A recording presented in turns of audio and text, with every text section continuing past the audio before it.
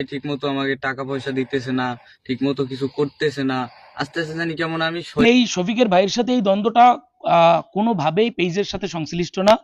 পেজের সমাধান শফিকের সাথে আজ থেকে আরো 4 মাস আগে হয়ে গেছে, নভেম্বরের 16 তারিখ। সেটার প্রমাণ আছে, আমি দিয়ে দিব। এবং সাক্ষী আছে আরো 10 জন, ওরা যারা সালিশ মেনেছিল, একদম এলাকার গণ্যমান্য ব্যক্তিবর্গ এবং আমাদের দুজনের শিক্ষক, আমাদের 2 পরিবার একসাথে বসে শফিকের সাথে আমার পেজের সকল দেনা পাওনা এবং সে টাকা নিয়ে এই পেজ থেকে সে নিজের স্বাক্ষর করে স্বেচ্ছায় বিদায় হয়ে গেছে। আমি জোরপূর্বক কখনো এই পেজ থেকে বিদায় করিনি।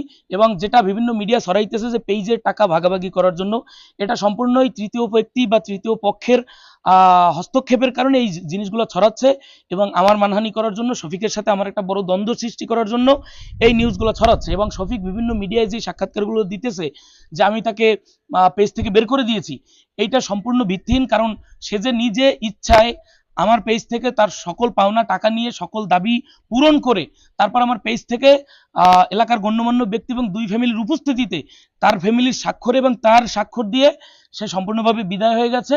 এই যে ঘটনাটা ওর ভাইয়ের সাথে, এটা সম্পূর্ণ ভিন্ন ঘটনা এবং সম্পূর্ণ পারিবারিক জমি সংক্রান্ত এবং পারিবারিক ইস্যুর কারণে ওর সাথে আমার হাতাহাতির ঘটনাটা ঘটেছে।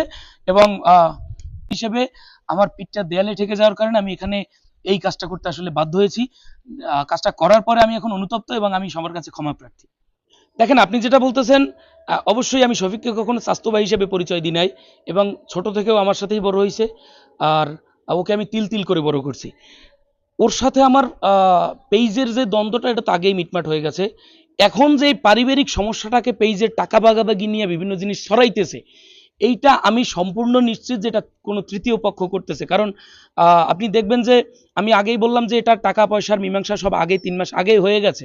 এখন যেহেতু এইটা, আমি আগেই বলছি যে পারিবারিক সমস্যা, পারিবারিক জমি সংক্রান্ত, এবং সে আমার ফ্যামিলির মেয়ে লোকদের এআই দিয়ে ভিডিও বানিয়ে সোশ্যাল মিডিয়ায় ছড়ানোর হুমকি দেওয়ার কারণে এই হামলাটা ঘটেছে বা এই মারামারিটা ঘটেছে।